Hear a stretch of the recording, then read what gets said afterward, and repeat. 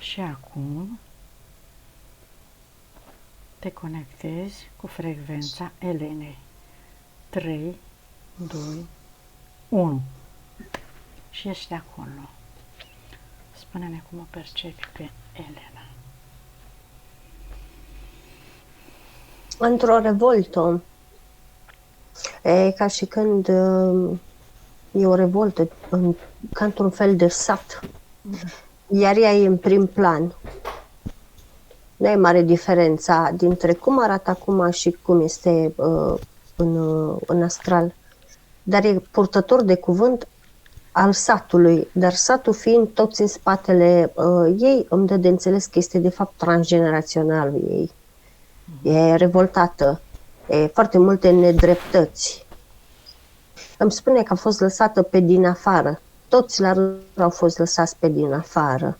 Li s-a luat dreptul de a decide, li s-a luat dreptul de a stăpâni, li s-a luat dreptul de a învăța și de a vorbi. Ajunge, o aud că spune, până aici. Tot o aud că spune, se ceartă, dar cum să spun, îmi dă senzația că parcă se ceartă cu Matrix-ul, pentru că în fața ei nu e nimeni.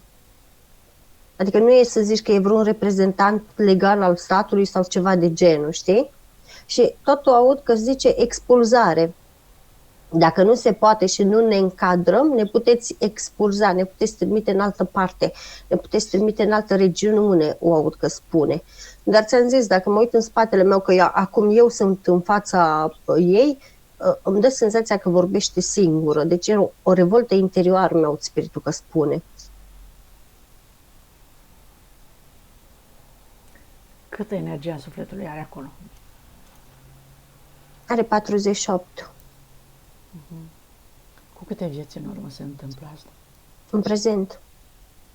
În prezent? Uh-huh. Acum are 48% energie? Da. Deci ce ești cu ea acum?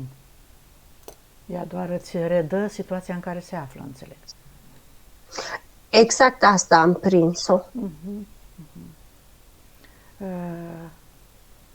Poți vorbi cu ea? Te recunoaște? Cum arată ea? E trează? E amorțită? Nu e nicio diferență dintre realitatea fizică și cum e aici în fața mea. Este identică. Câte vieți are până acum la activ pe pământ? Prea multe ca să mai suport să stau în atâtea nedreptăți, aud cum spune. Dar nu pot să le citesc. E revoltată tare, înțeleg. E cam bulversată.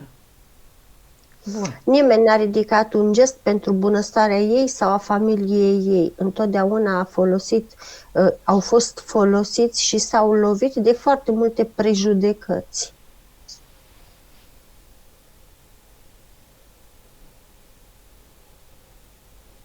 Se pare că a fost nemulțumită cam toate viețile pe care le-a avut, cel puțin ultimele. Asta e la saturație. A ajuns la saturație, o aud că îmi spune. Da. Bun. De fiecare dată când a vrut să atingă apogeul mulțumirii și al bucuriei, totul s-a destrămat. La fel ca o iluzie, o aud că îmi spune.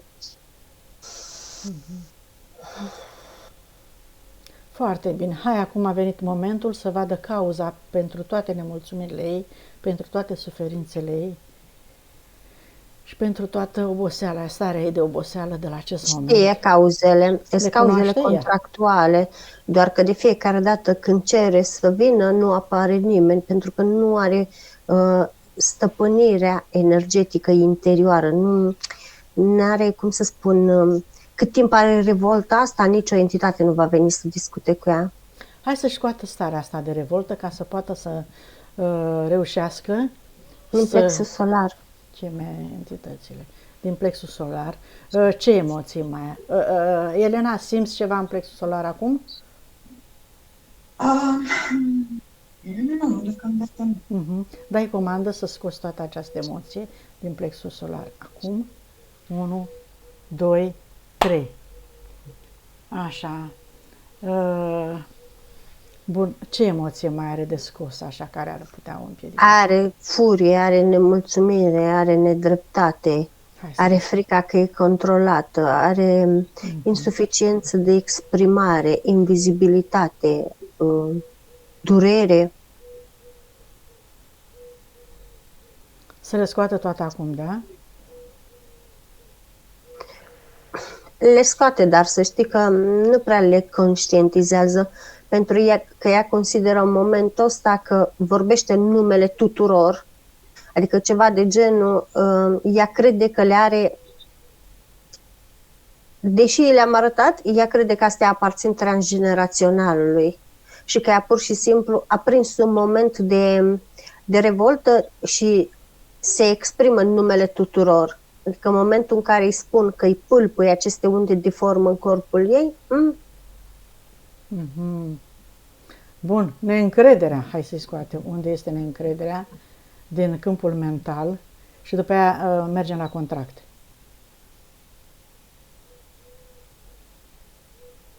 în mod normal în cap o are, dar ți-am zis, Deci ea pe vrea asta nu vrea? dreptate cu orice preț.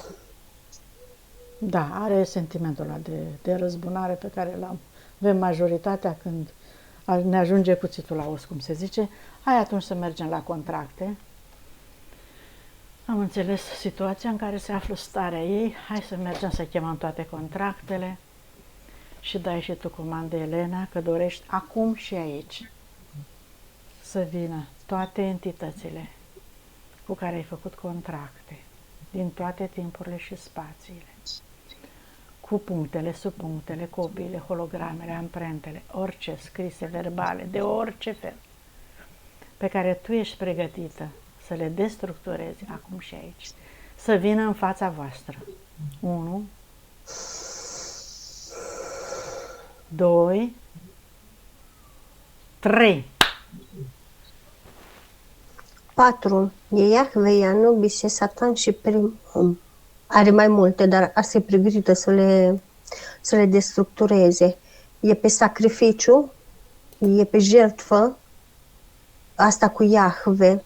Cu Anubis are nedreptate, invizibilitate, nervozitate și durere.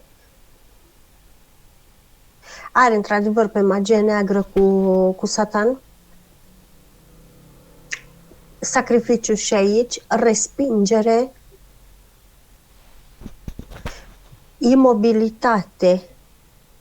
Și cu primul om îi percep asta, neiubirea.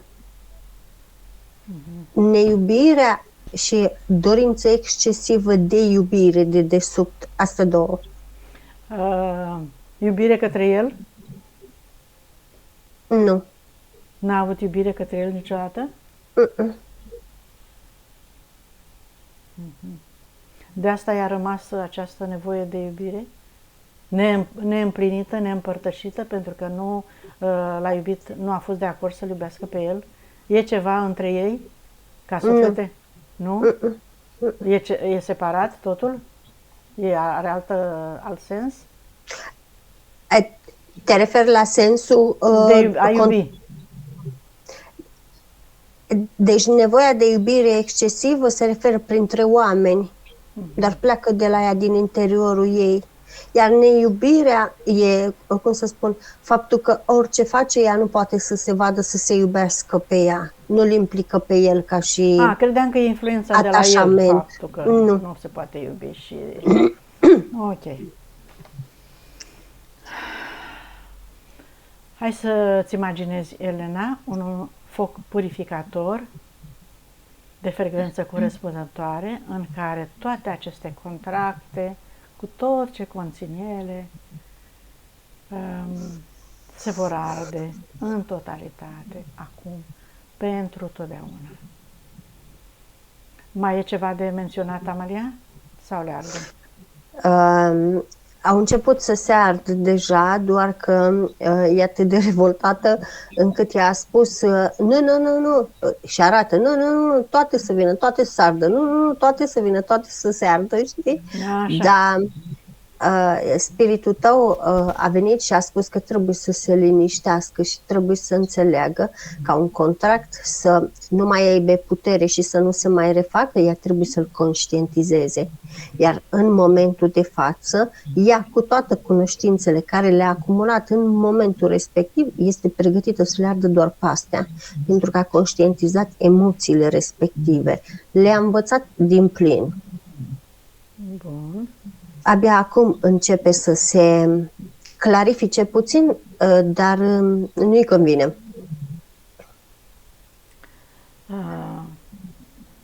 Partea fizică îi transmite să aibă răbdare pentru că e hotărâtă să continue, să nu se oprească aici, să urmeze și următorii pași pentru a arde toate contractele care mai sunt active și pe care ea încă nu e pregătită să le ardă. Deci atât de nervoasă și de stresată, l-aud pe spiritul tău că îmi comunică, încât are nevoie de stimuli artificiali pentru a se liniști și pentru a se calma. Corpul ei e într-o stare de agitație continuă. Corpul ei este, cum îi spune, constrâns, să zic bine, se rigidizează de atâta furie neexprimată. Se contractă. Corect. De asta probabil ia și somnifere, nu? Da. E puțin greșit. Abordează situația într-un mod greșit. Pentru că nu face altceva decât să-și amorțească creierul în starea de furie interioară care o are. Da, nu are altă soluție momentan. Ba da, are altă soluție. Tehnica respirației n-a încercat-o și n-a avut răbdare cu ea să dea rezultate. Da, când ai contracte, știu că nu ai răbdare și nu poți. Poate ceaiuri, dacă încerca. Sau probabil o fi încercat. Așa, bun. Să ardă pe cele pe care este pregătită să le ardă.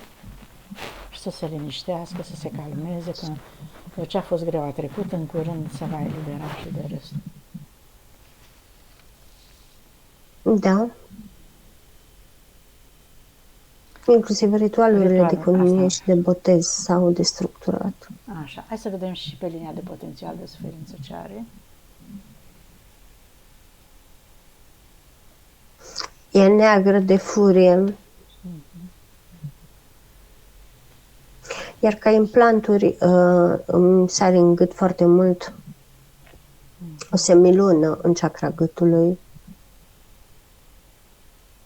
Da, o semilună neagră. Să se exprime, da. Acea semilună eu o regăsesc și pe frunte.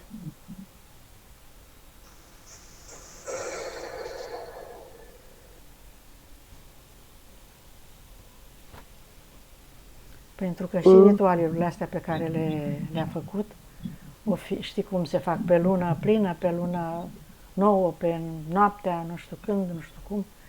Și probabil că au sens și astea ca să influențeze blocajele, mă gândesc. Au vreo legătură? Da, are mare legătură. Mă uitam în plexus solar, care are un sigiliu de invizibilitate în fața proiectelor, în fața oamenilor importanți, în fața ei. Nu se vede. Și mi-a arătat fracțiune de secundă cum admiră și apreciază femeile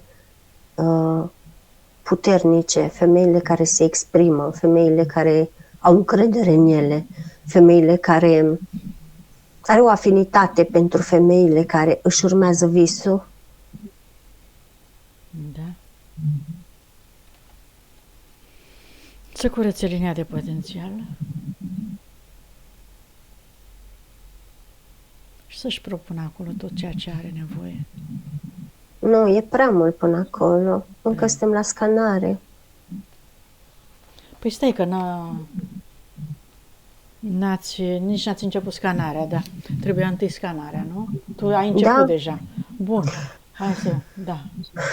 I-am destructurat linia aceea, că oricum era neagră. Da, păi probabil m-am dus acolo că e prea neagră. Hai să-i pormă, mai mergem la ea după aia.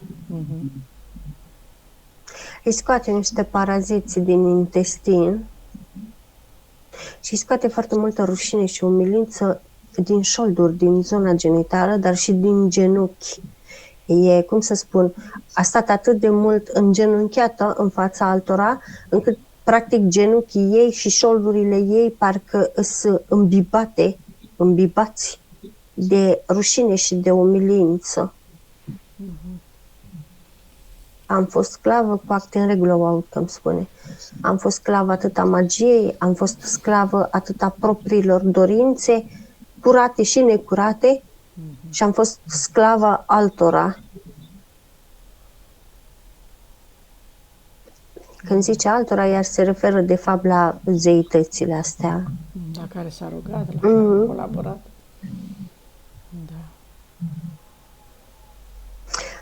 Da. Ok. Deci frica de întuneric e undeva în cortex, în cel prefrontal. Când și când anumiți reptilieni, n-aș zice că n-ar fi și demoni, da? Veneau personal, deci a rămas cu energetic, le citește, îi simte imediat, le simte imediat amprenta când vin, dar ăștia veneau pentru a-i reaminti pentru a-i reaminti vechile obiceiuri, pentru a-i reaminti vechile practici. Când a colaborat cu ei. Tocmai de aceea are frică de întuneric, că pe întuneric făcea ritualurile.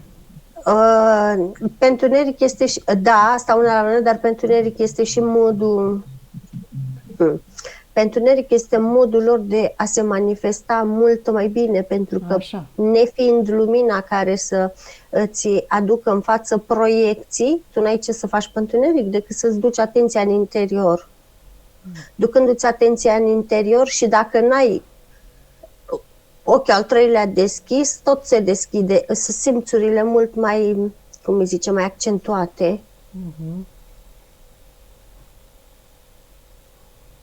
Și mai scoate după spate niște cordoane către niște dezincarnați. De acolo și furia aia. Unul dintre cordoanele respective duce la strămoșul care spuneam că a devenit surdomut și care a fost exclus din familie și care la fel a fost umilit și acum vrea recunoaștere, vrea apartenență. De acolo durerile de spate și de ceafă care le are când și când. De acolo de rece pe spate sau de transpirație rece pe spatele ei. De acolo și furnicăturile care le simte câteodată pe ceafă și pe umeri.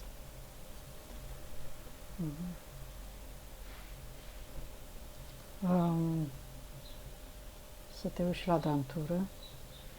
Mai e până la dantură. Okay.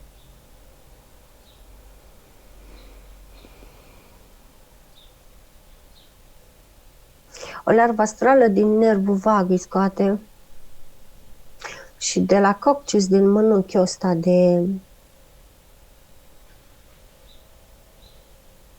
cartilaje, îmi vine să spun.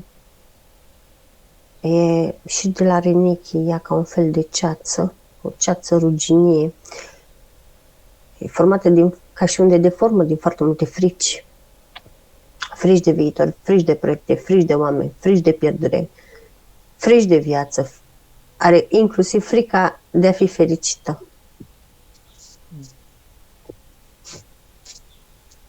Iar la dantură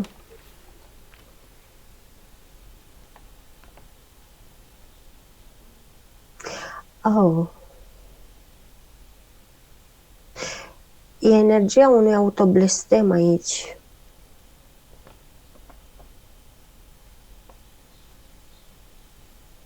Vezi un moment de maximă nemulțumire și revoltă pe care l-a avut, așa ca cea asemănătoare din viața asta. A jurat cuiva răzbunare și tot am auzit-o cu ceva de genul: să-mi ia mie Dumnezeu graiul de nu, știi? De nu vă fac și vă dreg. Ceva Da. de genul. Și în momentul ăla, cum să spun, acolo mai sunt și memorii de durere, dar nu toate aparțin în dinți.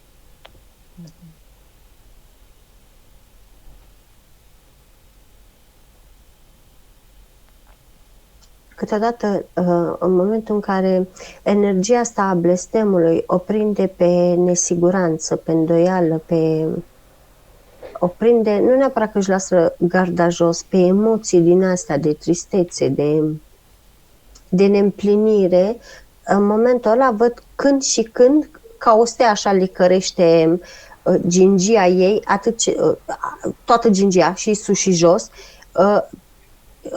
se inflamează. Inflamându-se, e ceva de genul, parcă respinge implanturile care le are, știi? Adică inclusiv în energetic se văd implanturile astea, dar este modul energiei, modul gingiei de la inflamație de a pulsa în jurul implanturilor, știi? Și de acolo senzația ei că ceva că iese implantul afară, sau că o mănâncă implantul, sau că o doare, sau că se mișcă, știi?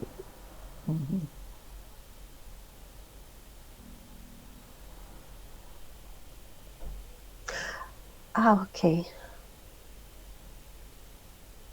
Să scoată toate aceste blocaje, toate aceste amprente, toate aceste energii stocate, amintiri, memorii, dureri, suferințe de tot felul, care influențează gingia ei. O parte din ele le conștientizează și le scoate. Dar pe mine m-a interesat în mod deosebit, direct să anihileze energia asta a blestemului și am văzut că duce la o entitate demonică. Am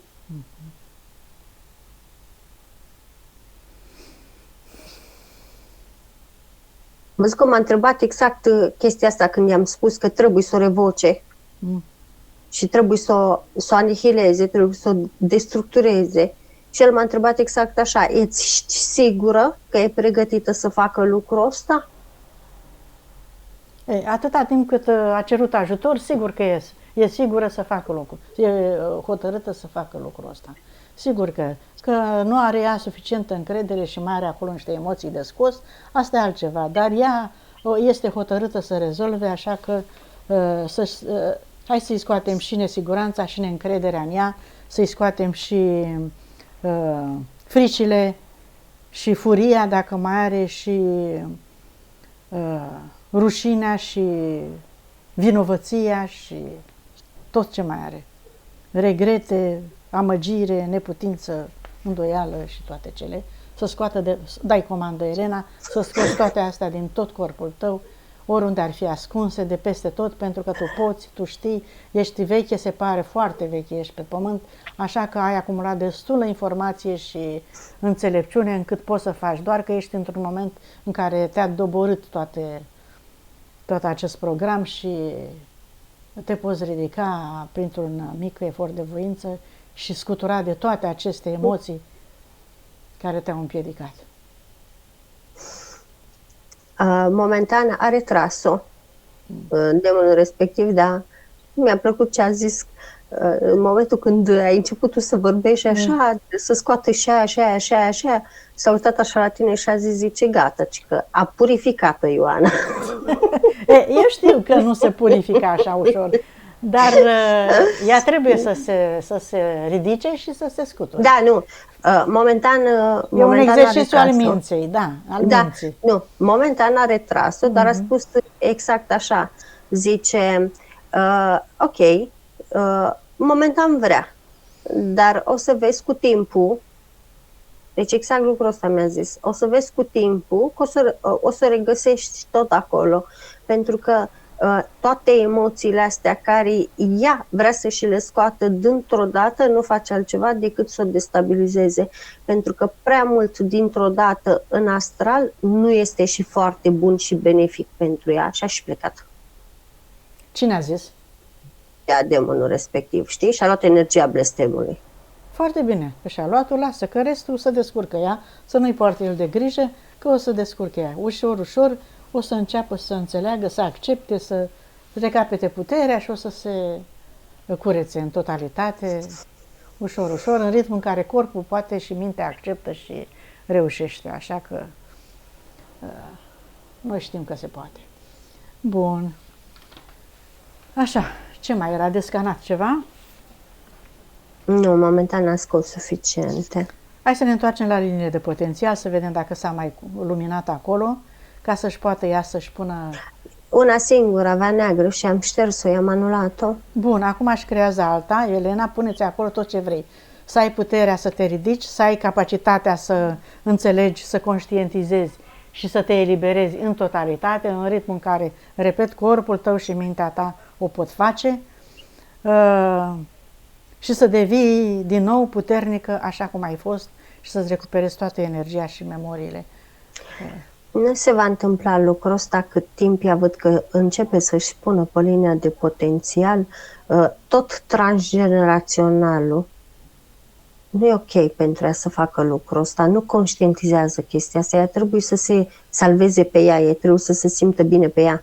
Transgeneraționalul a avut șansa să trăiască fiecare membru al transgeneraționalului pentru el.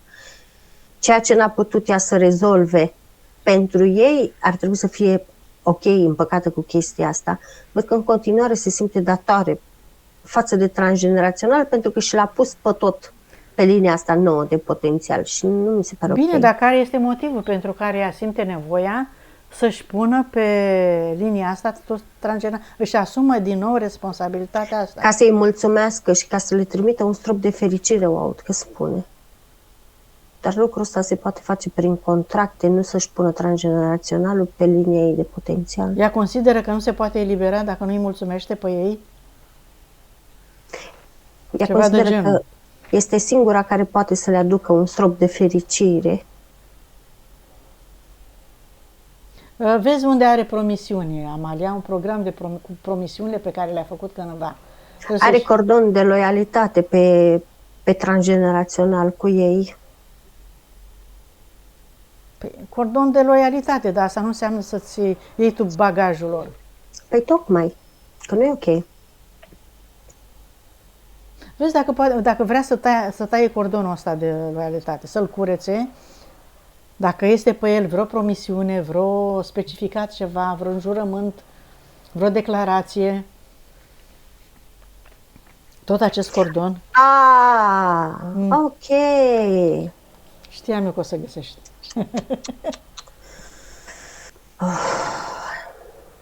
Da, sunt ascunse bine, am văzut de la începutul sesiunii că A fost o vrăjitoare, hai să zicem, vrăjitoare destul de puternică. de care dar e o rușine vrăjitoare acum. Mhm.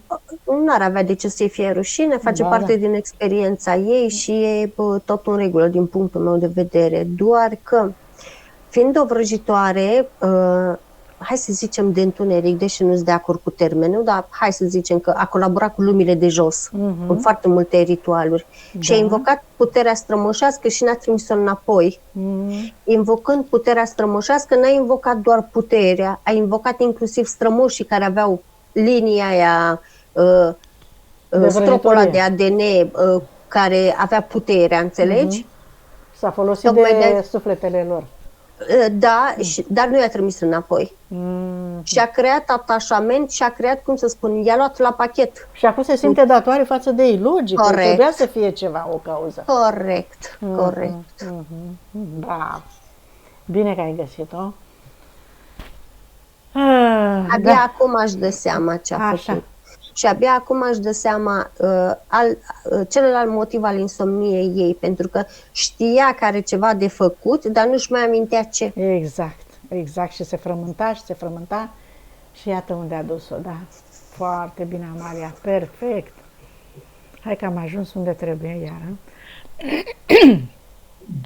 Să se uite, să conștientizeze, să aibă puterea să vadă, să recunoască, să scoată rușina și vinovăția și toate emoțiile la pachet cu această acțiune, experiența ei, să ia de acolo doar lecțiile de care are nevoie și să șteargă toate aceste blocaje emoționale și mentale.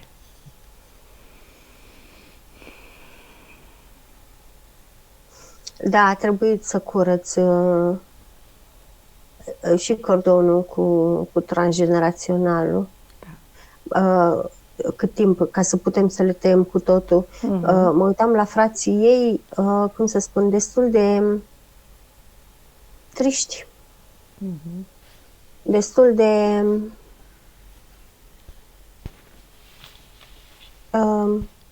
obosiți, îmi vine să spun. Nemulțumiți. Mai degrabă puțin scârbiți, îmi vine să zic. O fi ajuns și ei la saturație ca și ea, probabil că, na. Așa e Unul pe dintre pământ. ei oftează. Adică respiră așa ceva de genul. Să vină și mama. Unde suntem? Da. Sunt aici la Aici transgenerațional. suntem, la transgenerațional. Hai să vină și mama decedată și frații și cine mai este și cei în Toți viață. sunt, cu toți am curățat, inclusiv m-am axat, sunt pe transgenerațional, în ghilimele, par ok, în ghilimele. Sunt obosiți, a fost ținuți în gardă foarte mult timp. Și inclusiv cel care era surdomut, i-am luminat foarte tare cordonul ca să fie văzut și l-am reintegrat în transgenerațional. Abia acum a început să-și recupereze puțin liniștea interioară, respectiv. Deci a avut o persoană surdomut în generația ei trecută, da? Și a venit acum și și-a conștientizat și E de mult lângă ea, pentru că a fost exclus, n-a fost văzut, a fost ridicularizat de toți și de toate.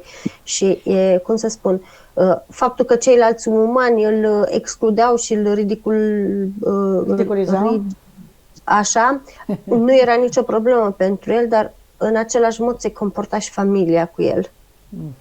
Îi conferea un handicap care el considera că ăsta e o durere, o pedeapsă, nu neapărat un mod de a fi exclus.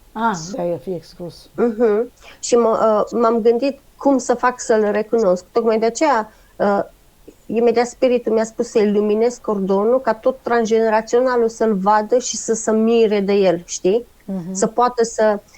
și în momentul ăla am văzut toți din transgenerațional s-au întors cu fața către el, așa cu admirație. Ceva de genul, foarte multă dogmă religioasă pe transgenerațional, să ne înțelegem, adică ceva de genul că, uite ce putere dumnezeiască zăcea în el. Da.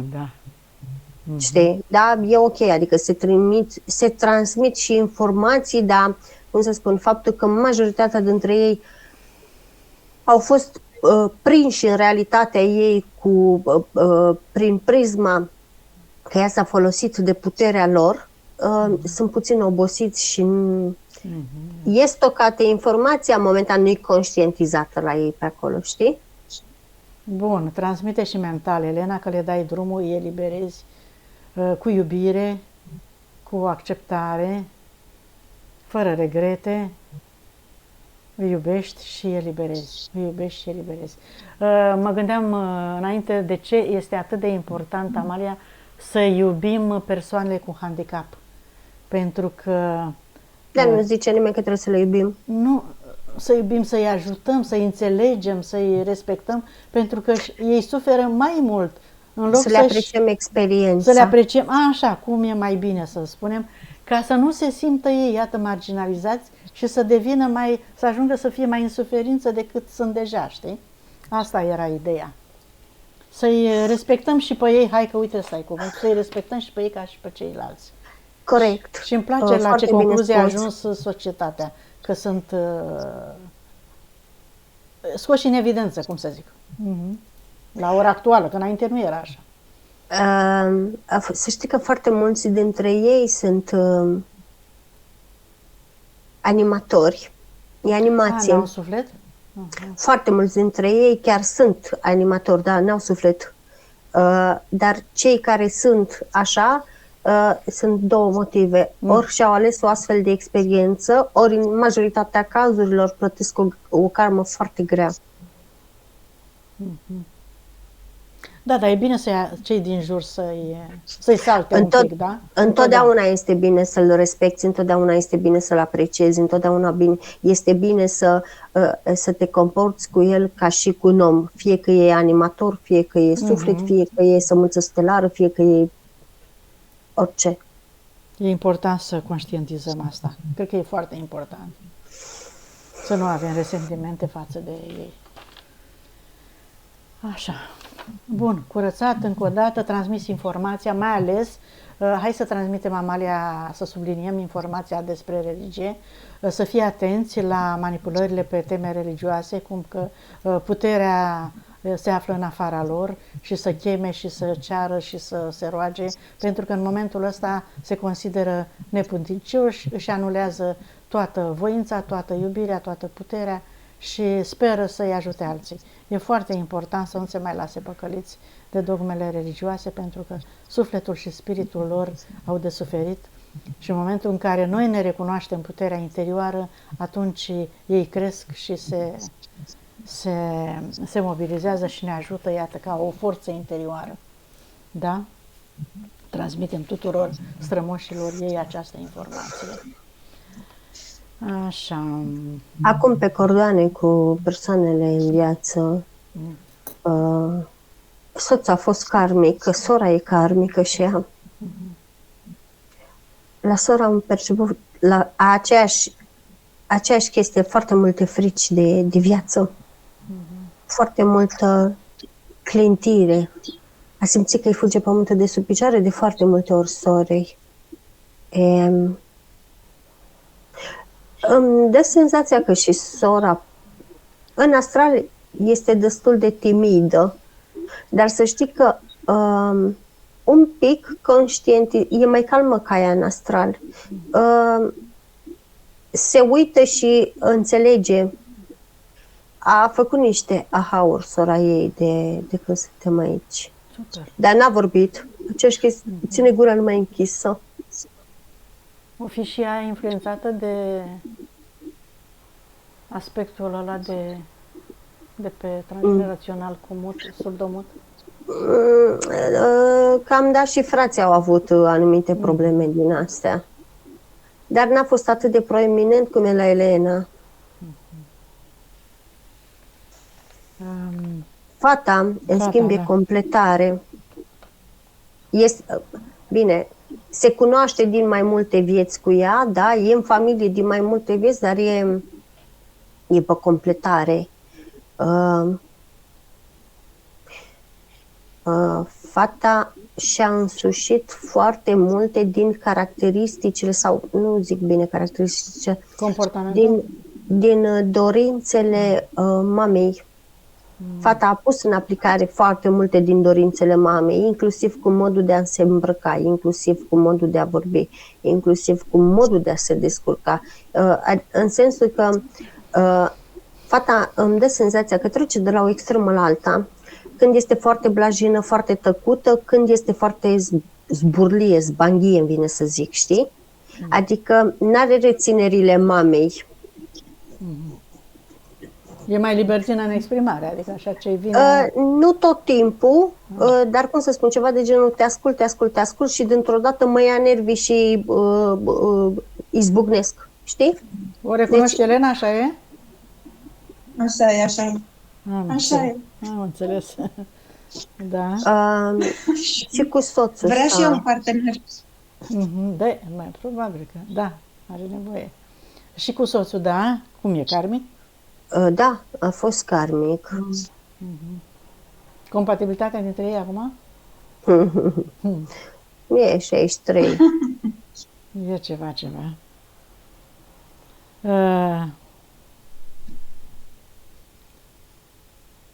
Vezi acum câte vieți au avut pe pământ și de unde a venit? Destule îmi scrie, de unde a venit nu-mi scrie, dar aș zice că are foarte mult ADN predominant uman. E clar că a experimentat mult pe pământ și s-a debarasat de ei, probabil de asta a avut și atâtea probleme. A fost așa blocat. Da. Să nu ne speriem, dar asta este. Aș zice că e suflet reciclat pentru Terra.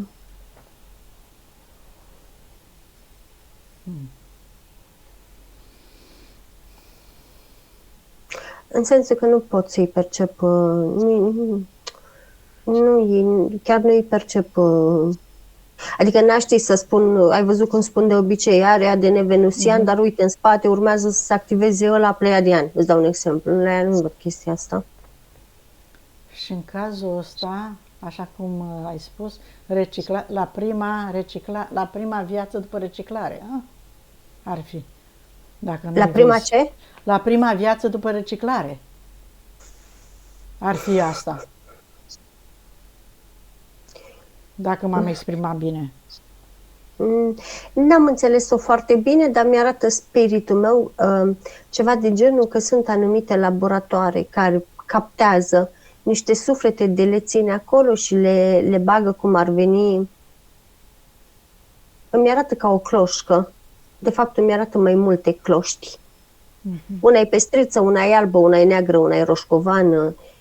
În schimb, cea roșcovană îmi arată că se pricepe foarte mult la clocit.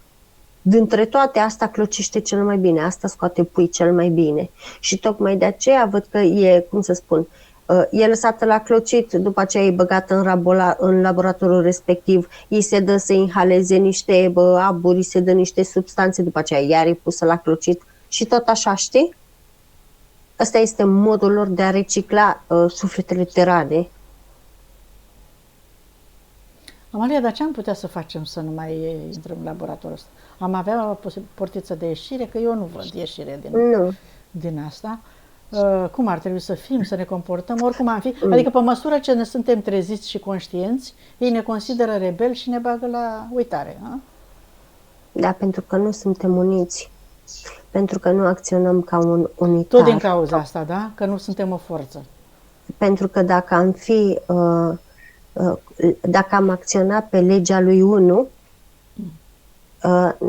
s-ar schimba total și Matrix, și percepție, și conducere din eteric și tot. Dar nu suntem uniți.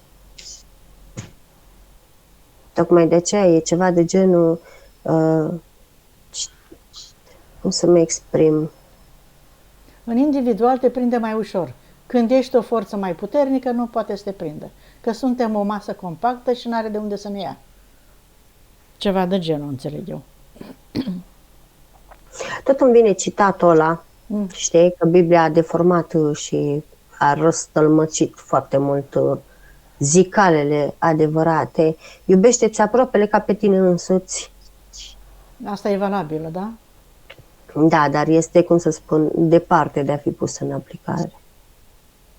E pusă în aplicare doar verbal, teoretic, ca să dea bine. Da. Dar ca și emoție interioară... Cine a pus-o acolo a știut ce spune, dar oamenii n-au perceput. Cu profunzime, cu adevărat ce înseamnă. Da. Bine. Dacă te referi, spune spiritul tău, dacă te referi ca și experiență, ca și forță interioară, ca și, nu diferă foarte mult de simțele stelare, înțelegi?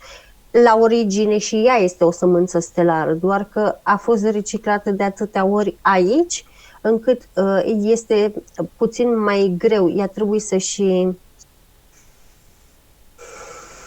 se detașeze prea mult de tot ce înseamnă exterior, ca să-și aducă aminte cu adevărat de esența ei din interior.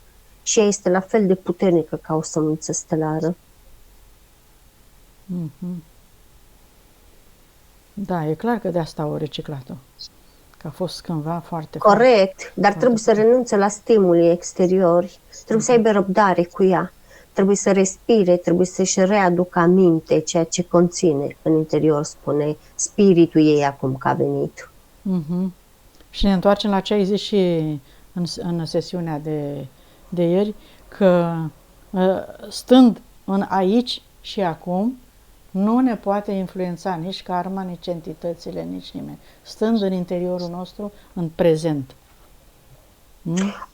E valabil și pentru ea. Asta dacă s-ar pune în aplicare, Matrixul s-ar dezintegra. Wow.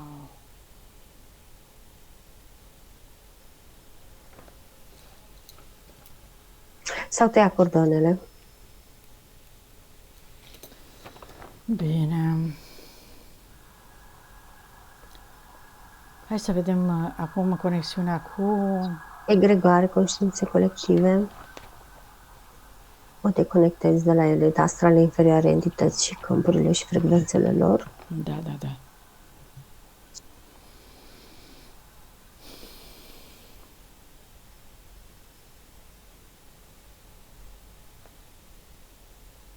Da.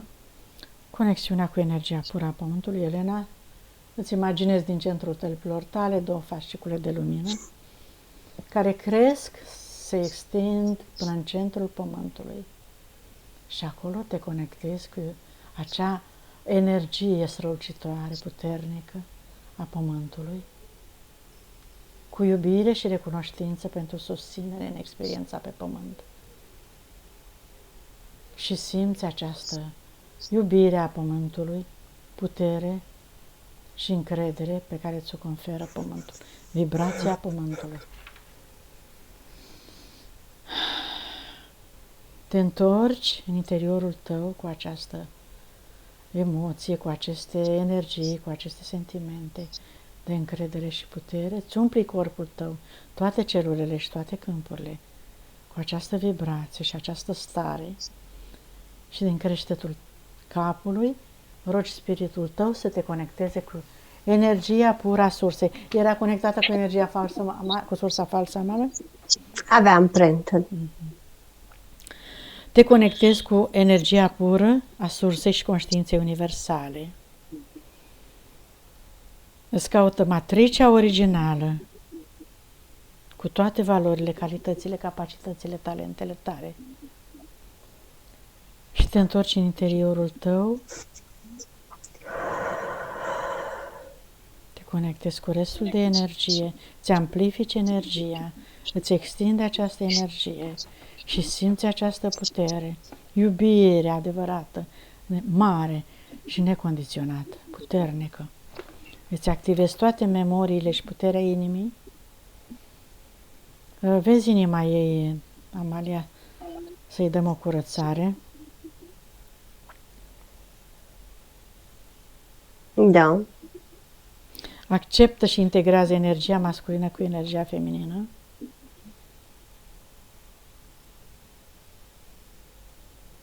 Da. Echilibrăm emisferele și mai curățăm, mai dăm comandă odată să iasă toate amprentele programelor vechi care o împiedicau, o blocau. Așa ca să-și poată crea alte programe.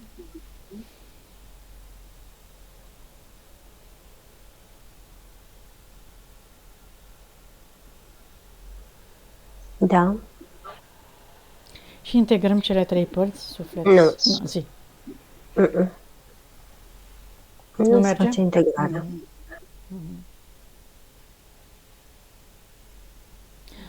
Sigur că mulți spun că nu se face așa ușor nici schimbarea de programe, nici integrarea, nici așa zisa curățare pe care o facem noi, dar noi nu facem altceva decât să facem o conștientizare, atât cât este pregătit omul respectiv, dăm niște comenzi, să arătăm și din punct de vedere energetic, dar până ajunge la materializare, desigur că durează.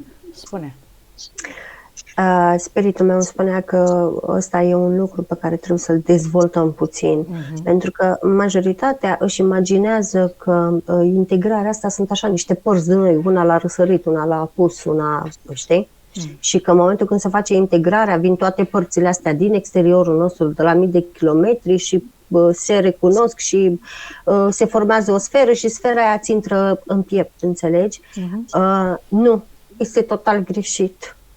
Noi conținem deja toate acele părți, decât că canalul de comunicare nu este, cum să spun, chiar dacă este în noi, este pe frecvențe diferite. Și în momentul în care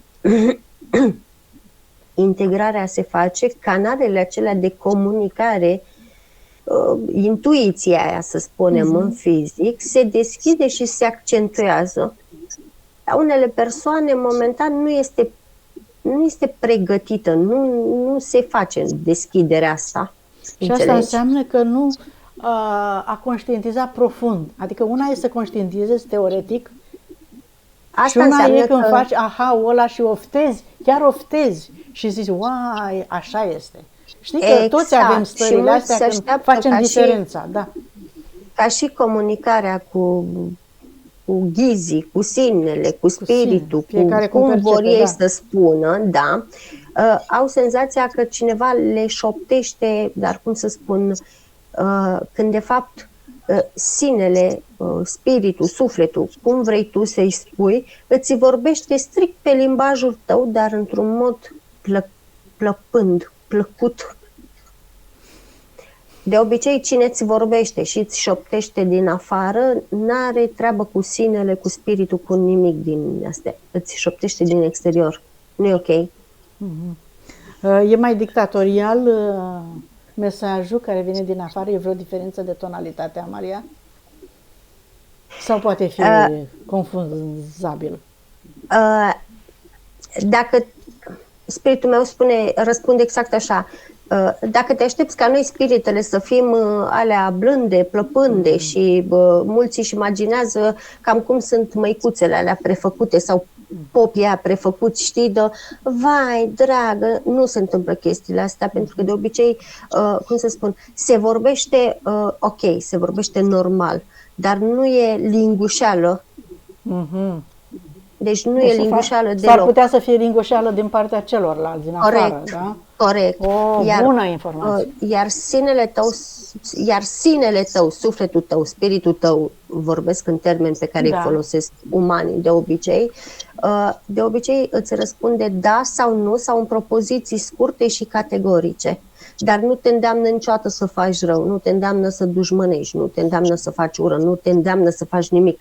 Din contră, îți spune, eventual așteaptă, nu e timpul, da, sunt aici, stai pe loc, acționează sau fix chestii din astea spune. Știi, câteodată sunt destul de fermi. Și în niciun caz să-ți omori dușmanul. Nu. Nu o să-ți dicteze asta. Nu o să spună omoară-ți dușmanul, nu o să spună aruncă-te pe geam, nu o să spună ia pastile, nu o să spună chestiile astea.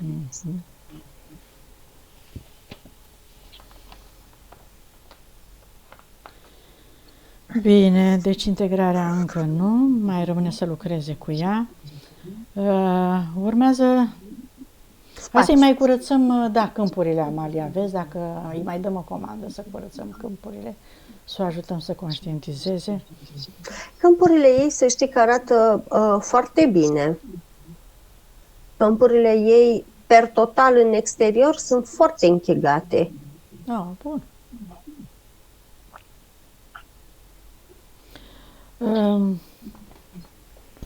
Să merg un pic la spațiu. Da. Ziceam să merg înainte de spațiu, să merg un pic la puncte, să vedem dacă mai este ceva. Păi ea mă duce în spațiu. Da? Bun, curățați-mi, vezi dacă e vreun portal. Îi închide un portal, da, dar 3 spații, îmi curăță și 2 locuri la 2 mașini. Zice dacă este în rezonanță cu numărul casei. Și cât a ajutat acest număr?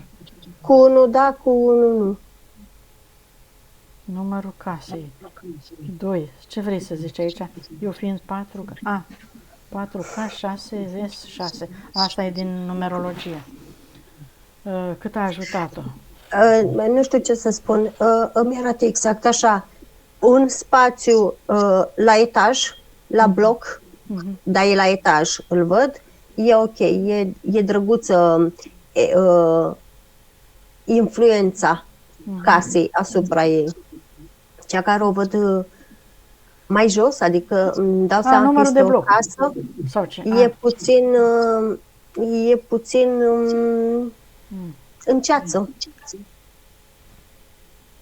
Exact așa, e puțin în ceață. Păi stai că ea are o casă la bloc și stă la țară acum, deci vorbești de casa de la țară, nu? Da, Are apartamentul de la bloc, care e liber acum, și casa de ăla ocupare în e care benefic. Asta la țară,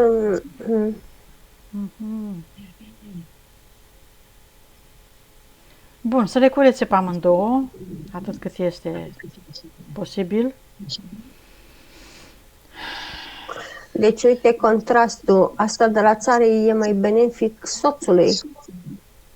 Da. Păi e a părinților lui, na. Da, dar numerologic, energetic, pe număr, pe frecvența casei, e mai benefic lui. De-aia se simte el bine acolo, se pare. Corect. Și ea nu. Radiestezia o ajută în curățarea energetică? Cât de cât. A ajutat-o?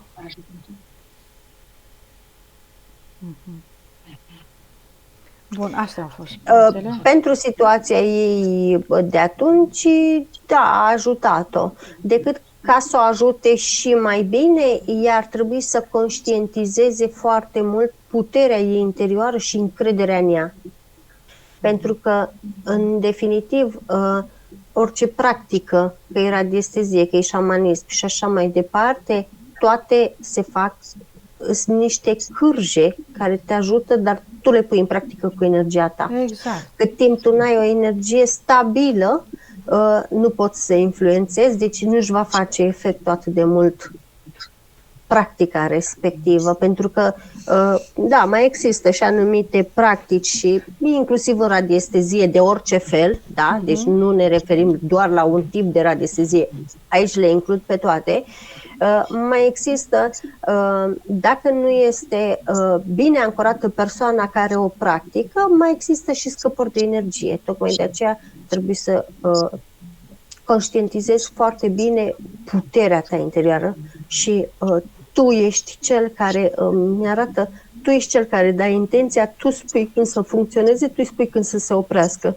Dar chestiile astea o faci abia după ce aici, ești stabil aici, în interior.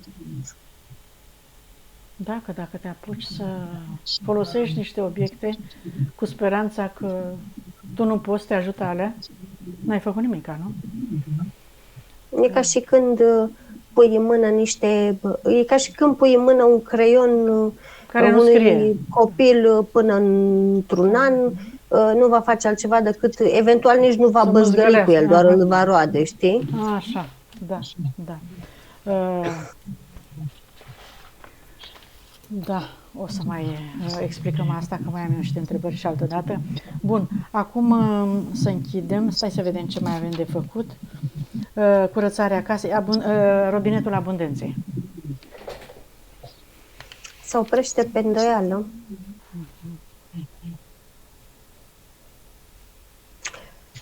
Nu sunt deloc de acord cu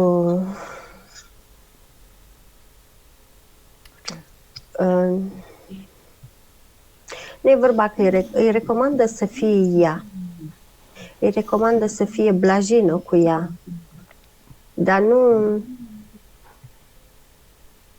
nu-mi place deloc anestezia asta care și-o bagă corpului. Pastilele astea. Păi, dacă e doar pentru a dormi mai repede, poate să stea 2-3 nopți ca să nu... Că nu e o boală ca să zici că are nevoie să ia tratament zilnic, așa că o să vorbim la final să vedem ce ar putea să facă și cum s-ar simți dacă nu le-ar lua. Bun.